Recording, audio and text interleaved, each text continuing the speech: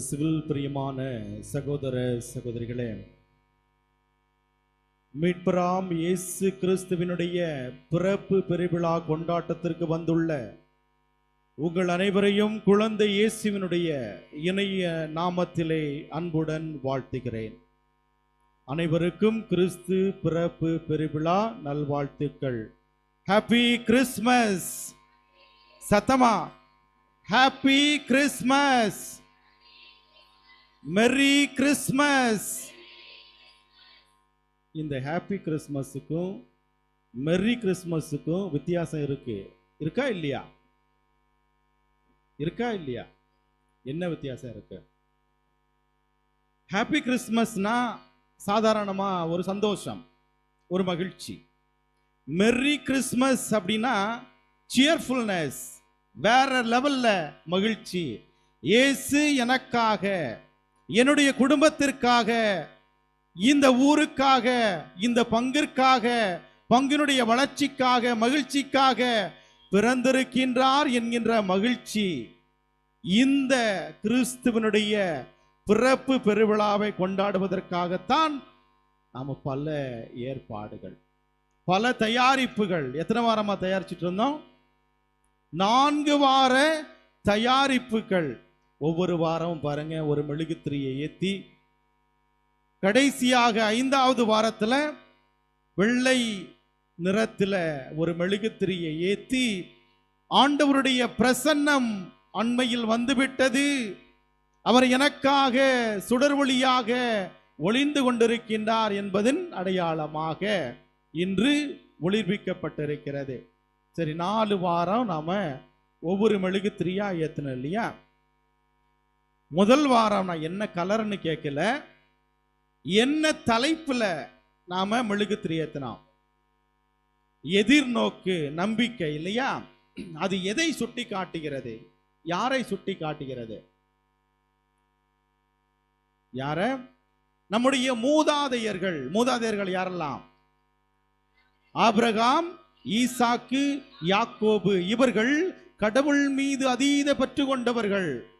நீ இங்கிருந்து இன்னொரு இடத்திற்கு செல், என்னுடைய வார்த்தைகளை சொல், அவர்களை நீ திடப்படுத்து, பலப்படுத்து, நம்பிக்கைக்கு காரணமாக இரு, என் மீது விசுவாசம் கொண்டால் உன்னுடைய தலைமுறை நல்ல முறையிலே ஆசீர்வதிக்கப்படும் என்ற அந்த வார்த்தையை கேட்டதால் அவர்கள் வாழ்வாங்கு வாழ்ந்தார்கள். அந்த மூதாதையர்களுடைய நம்பிக்கையை நமக்கு எடுத்து காட்டியது. சரி, 2வது மெழுகுத்திரி என்னத? அமைதி. இது யாரை சுட்டி காட்டுதுன்னா, இறைவாக்கினர்களை சுட்டி காட்டியது. இறைவாக்கினர்கள் இறைவனுடைய வார்த்தையை சொல்லக்கூடியவர்களாக இருந்தார்கள். மக்கள் கடினப்பட்டு கஷ்டப்பட்டு வாழ்ந்த பொழுதெல்லாம் இறைவாக்கினர்கள் சென்று, கவலைப்படாதீங்க, இதோடு உங்களுடைய வாழ்க்கை முடிந்து போனது கிடையாது, இன்னொரு வாழ்க்கையை, ஆசீர்வாதம் மிகுந்த வாழ்க்கையை, ஒரு புதியதொரு எதிர்காலத்தை இறைவன் உங்களுக்கு தர இருக்கின்றார், அதனால கவலைப்படாதீங்கன்னு சொல்லி அவர்களுக்கு அமைதியை, உள்ளத்திலே அமைதி, உடலிலே சுகத்தை ஏற்படுகின்ற விதத்திலே அவர்களுக்கு ஒரு ஆன்மீக திருப்தியை ஏற்படுத்தியவர்கள் இந்த இறைவாக்கினர்கள். இவர்களை பற்றி நமக்கு சொல்லி தந்தது. சரி, 3வது வாரம் என்னது? மகிழ்ச்சி இல்லையா?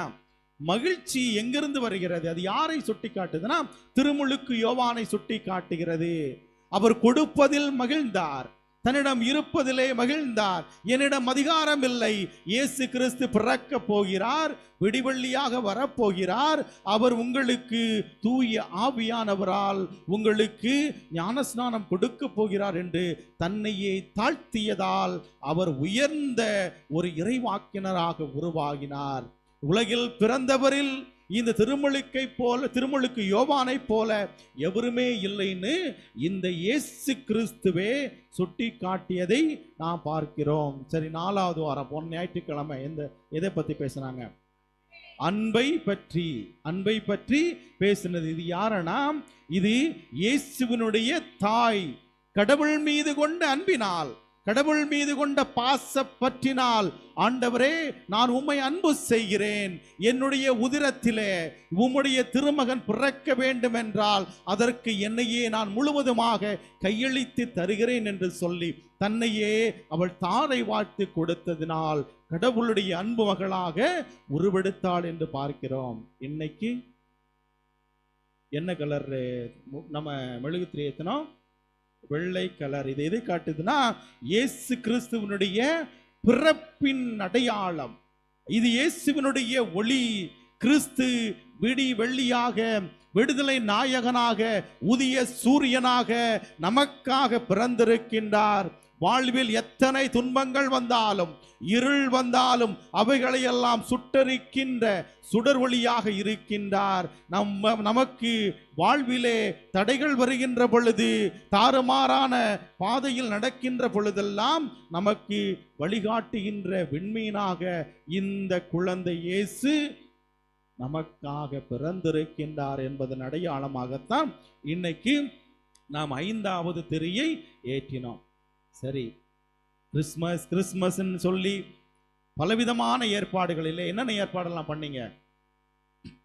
நேத்துக்கு மாங்குன்னு போய் பல வீடுகளில் இருக்கின்ற குடிகள் எல்லாம் நாங்க சந்திச்சோம். மிகவும் அழகான விதத்திலே தத்ரூபமாக வடிவமைக்கப்பட்ட அந்த குடில்கள் பார்ப்பதற்கே அந்த பெத்லகேமே கண்முன்னால் பார்ப்பது போல இருந்தது. அன்புக்குரியவர்களே, அவ்வளவு அழகாக, நேர்த்தியாக, திறமையாக ஒவ்வொருவருடைய கைவேலைப்பாடுகளும் அவ்வளவு வித்தியாசமாக இருந்தது.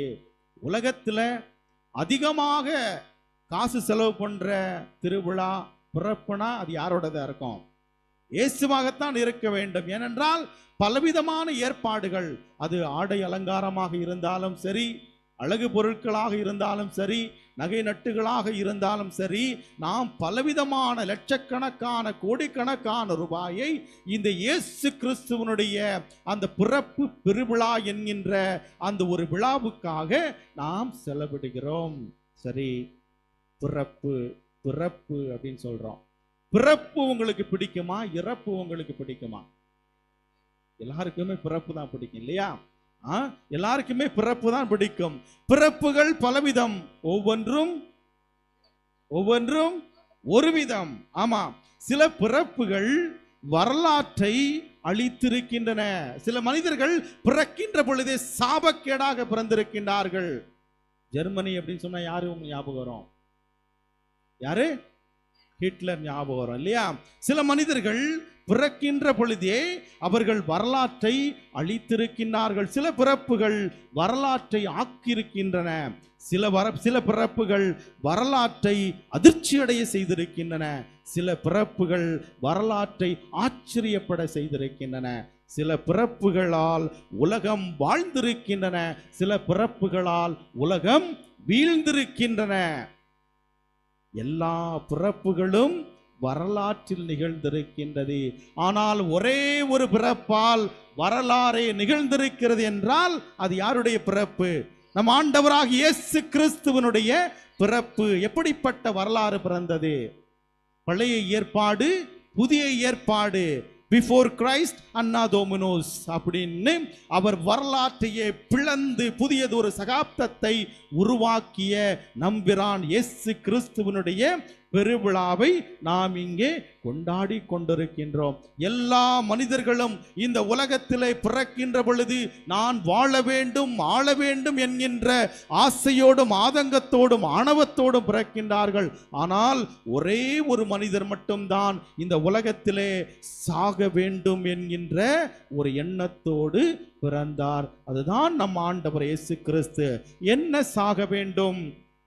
நம்முடைய கர்வம் சாக வேண்டும், நம்முடைய வியாதி சாக வேண்டும், நம்முடைய சாபம் சாக வேண்டும், நம்முடைய பாவம் சாக வேண்டும் என்பதற்காக அவர் இந்த உலகத்திலே பிறந்தார். அன்புக்குரியவர்களே, 1969 வருஷம் ஜூலை மாதம் 20ஆம் தேதி முதலாக நிலாவுல யாரு கால் வச்சா?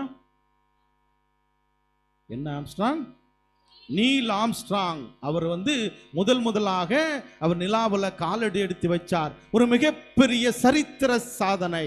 ஐயோ, இவ்வளவு பெரிய ஆனந்தமான நிகழ்ச்சியை யாருமே நிகழ்த்தி இருக்க முடியாதே அப்படின்னு சொல்லி ஆனந்தத்தின் பிரமிப்பிலே அவர் உழன்று கொண்டிருக்கின்ற அந்த நேரத்தில் ஒரு இன்டர்வியூ எடுக்கிறவங்க கேட்குறாங்க. ஒரு நிருபர் கேட்குறாரு, சார், நீங்க ஒரு பெரிய ஒரு சரித்திர சாதனையை படைச்சுக்கிட்டு நீங்க வந்திருக்கீங்களே, இந்த உலகத்திற்கு நீ எந்த செய்தியை இந்த நேரத்துல சொல்ல போறீங்க அப்படின்னு கேட்குறாங்க.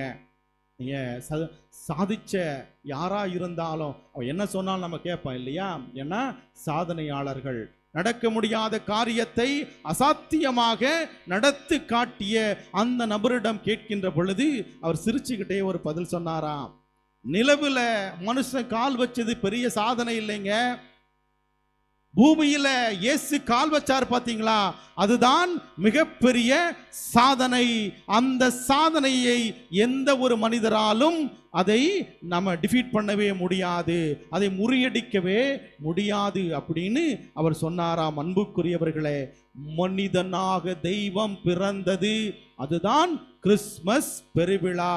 எல்லா மனிதர்களுக்கும் கொண்டாடுகின்ற பெருவிழாக்களை விடவும் திருவிழாக்களை விடவும் கோலாகல கொண்டாட்டங்களை விடவும் இயேசுவிற்கு ஏன் இந்த அளவு அதிகமான கொண்டாட்டங்கள் என்றால், அவர் நம்மை தேடி வந்தார்.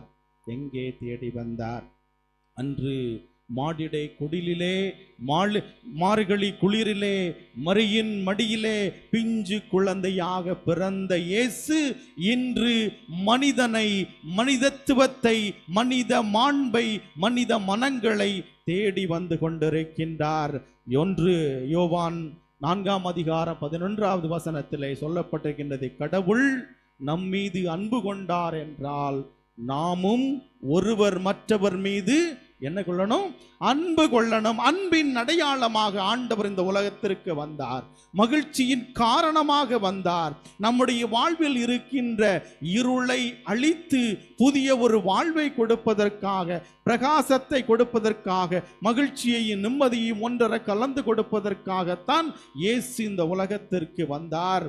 நாம பிறந்த நாள்னா நாம கிஃப்ட் கொடுப்போம் பிறந்த குழந்தைக்கு, அவருடைய குடும்பத்திற்கு. ஆனால் இயேசு பிறக்கின்ற பொழுதே தன்னையே ஒரு பரிசாக, அன்பு பரிசாக கொடுத்தார். அன்புக்குரியவர்களே, அவர் எப்படி கொடுக்கிறார்? கடவுள் மனிதனை தேடி எல்லா மதத்திலும் வந்தார்கள் பார்க்கிறோம். ஆனால் நம்முடைய மதத்திலே, கிறிஸ்தவ மதத்திலே இயேசு நம்மை தேடி வந்தது என்பது ஒரு புரியாத புதிர். அவர் நம்மை தேடி வந்தார். அவர் சாதாரண மனுஷன் இல்லைங்க. இயேசு அடையாளம் தெரியாத ஒரு நபர் கிடையாது. அவர் மகிமையோடும் மாட்சிமையோடும் வல்லமையோடும் அதிகாரத்தோடும் விண்ணகத்திலே ஆட்சி செய்து கொண்டிருந்த கடவுள் தன்னையே ஒடுக்கி, அவர் ஒன்றுமில்லாத அடிமையை போல மாடுகள் மண்டியிட்டு கிடக்கின்ற அந்த குடிலிலே, தீவன தொட்டியிலே அவர் கிடத்தப்பட்டார். சாதாரண உணவு வைக்கின்ற அந்த பெட்டகத்திலே கிடத்தப்பட்டார்.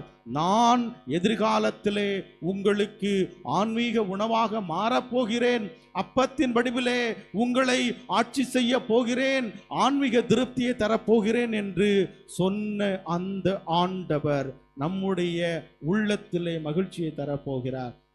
இதனுடைய சாராம்சம் எங்க இருக்குன்னு பார்த்தீங்கன்னா, பழைய காலத்தில் ஒரு பாட்டு பாடுவாங்க, கன்னி என்ற செல்வமே அப்படின்னு பாட்டு பாடுவாங்க இல்லையா? கேள்விப்பட்டிருக்கீங்களா இல்லையா?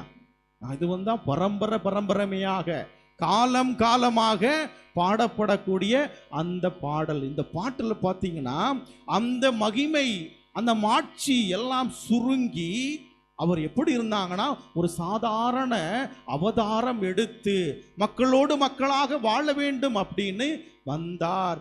அந்த ஒரு மனநிலையைத்தான் நாம் இன்னைக்கு சிறப்பாக கொண்டாடுறோம். இந்த பாட்டை நம்ம பாடலாமா? எல்லாரும் தெரியுமா உங்களுக்கு பாட்டு? கன்னியின்ற செல்வமே அப்படின்னு இந்த நேரத்தில் இப்போ கொயர் பாடுவாங்க. எல்லோரும் சேர்ந்து நாம் இந்த பாட்டை பாடுவோம்.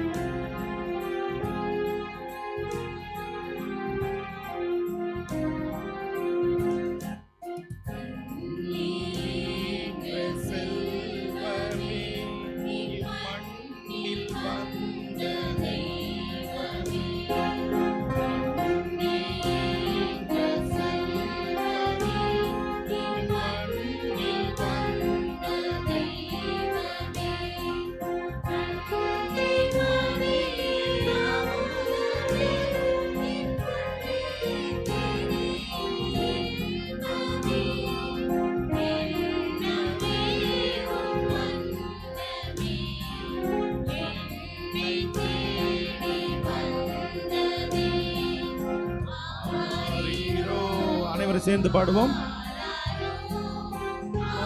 ஆரீரோ, ஆராரோ, ஆரீரோ, ஆராரோ, ஆரீரோ,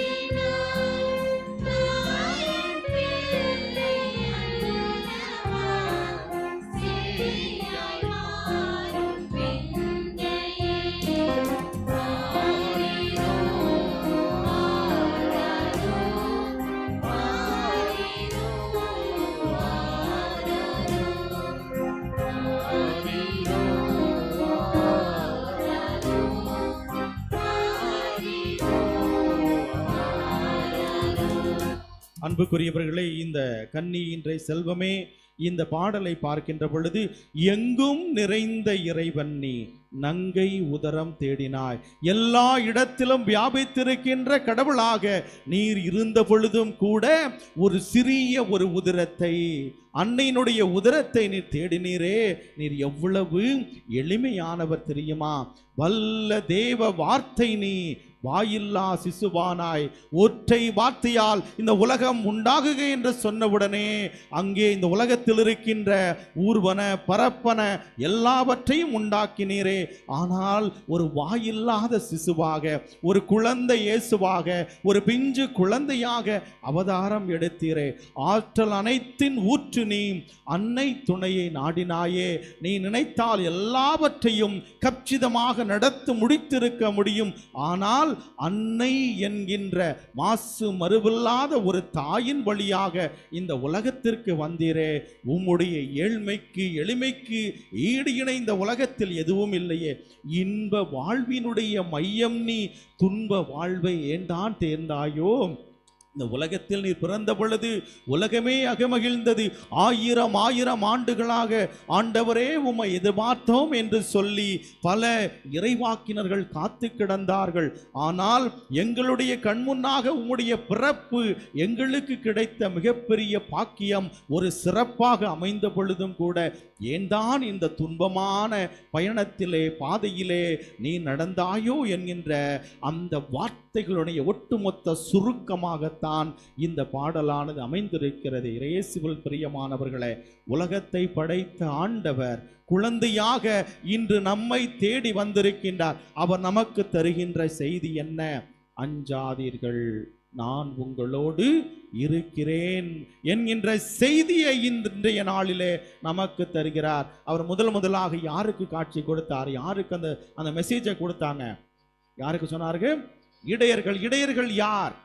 படித்தவர்களா, பட்டம் பெற்றவர்களா, அதிகாரத்தில் இருந்தவர்களா, பணபலம் படைபலம் எல்லாவற்றிலும் அவர்கள் ஆட்சி செய்தவர்களா?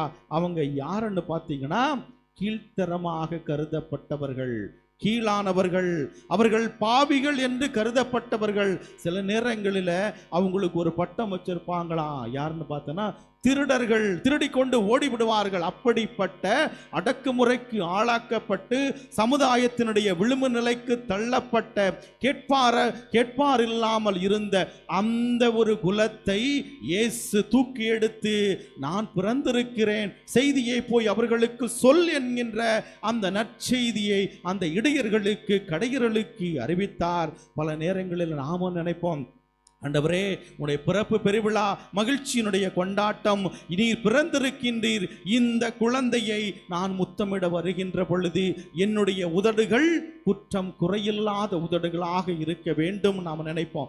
ஆனால் நான் செய்த பாவங்கள் என்னை குறுகுறுக்க வைக்கின்றது, என்னுடைய குற்றங்கள் என்னை பயமுறுத்துகிறது. எப்படி நான் இந்த குழந்தை இயேசுவை முத்தமிட போறேன்னு ஒரு ஏக்கம் இருக்கும். அன்புக்குரியவர்களே, ஒரு வீட்டில் ஒரு குழந்தை இருந்துச்சுன்னா ஓடி போய் அழுக்கோட போய் தூக்குவீங்களா? என்ன பண்ணுவீங்க? கையெல்லாம் கழுவிட்டு வாயெல்லாம் கழுவிட்டு அதுக்கப்புறமா அந்த குழந்தைக்கு நாம முத்தம் கொடுக்க போவோம். இன்றைக்கு இந்த இயேசுவுக்கு, நம்முடைய கண்முன்னால் பிறந்திருக்கின்ற இயேசுவுக்கு எப்படிப்பட்ட முத்தத்தை கொடுக்க போகிறோம்? மாதா குழந்தை இயேசுவுக்கு கொடுத்த அந்த முத்தம், மாசு மறுவில்லாத முத்தத்தை நீங்கள் கொடுக்க போகிறீர்களா? அல்லது இயேசுவுக்கு ஒரு பெரிய முத்தம் கொடுத்தான் தெரியுமா? அது யாரு? யூதாசு. அந்த யூதாசை போல நீங்கள் இந்த இயேசுவுக்கு முத்தம் கொடுக்க போகிறீர்களா? இந்த முத்தம் பொருளாசை முத்தம், துரோக முத்தம், அநியாய முத்தம், அக்கிரம முத்தம். இந்த முத்தத்தை கொடுக்க போறீங்களா? அல்லது மகதலா மரியா இயேசுவிடம் ஓடி வந்து அவருடைய கண்ணீரை எல்லாம் சாறை சாறையாக சொரிந்து விட்டு கால்களிலே அந்த தண்ணீரால் கழுவி அங்கே அவருடைய பாவம் மன்னிக்கப்படாத என்ற ஏக்கத்தோடு அழுது புலம்பிக் கொண்டிருந்தாரே, அந்த நேரத்திலே அவருடைய உள்ளமும் அழுதது, அவருடைய உடலும் அழுதது. அது வருந்திய முத்தம், திருந்திய முத்தம், மனமாற்றத்தின் முத்தம், அது மறுபிறப்பினுடைய முத்தம். அல்லது இயேசு பெரிய வியாழக்கிழமை யாருக்கு முத்தம் கொடுத்தாரு தெரியாதா? சீடர்களுக்கு கொடுத்த அந்த முத்தம். பாவம் கழுவி மனமாறுங்கள், நான் உங்களை அன்பு செய்வது போல நீங்களும் அடுத்தவர்களை அன்பு செய்யுங்கள்.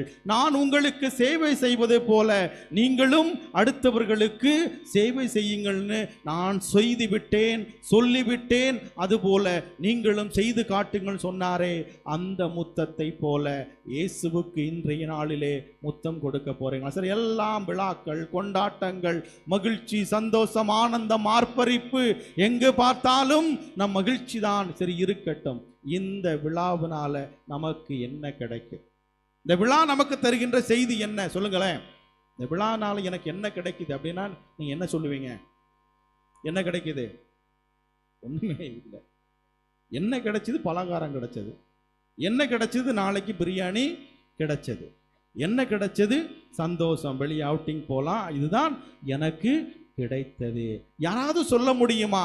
எனக்கு மனமாற்றம் கிடைத்தது, இயேசு எனக்காக பிறந்திருக்கின்றார், அடிக்கப்படுவதற்காக, நொறுக்கப்படுவதற்காக, காயப்படுவதற்காக, கட்டுண்டு அவர் எனக்காக பாடுபடுவதற்காக பிறந்திருக்கின்றார். ஒவ்வொரு நாளும் நான் அவரை சித்திரவதை செய்து கொண்டிருக்கின்றேன். என்னுடைய பாவங்களால் நான் இனிமேல் பாவம் செய்ய மாட்டேன்.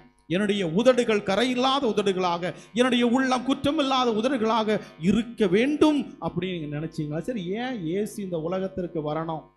எதுக்கு வரணும்? எதுக்கு வரணும் சொல்லுங்களேன்? எதுக்கு வரணும்? அதுதான் அவர் சொல்லி சொல்லி பார்த்தாரே, பல நாள் சொல்லி பார்க்கிறார். என் அன்பு மக்களே, என் அன்பு மகனே, மகளே, நீ பாவம் செய்யாதே, மனம் திரும்பு, என்னை நீ தேடி வா, நான் சொல்வதை கேள், 10 கட்டளை கொடுத்திருக்கிறேன், அதை மட்டும் நீ ஃபாலோ பண்ணாலே நீ நல்லா இருப்பேன்னு சொல்றாரு. யாராவது கேட்டாங்களா?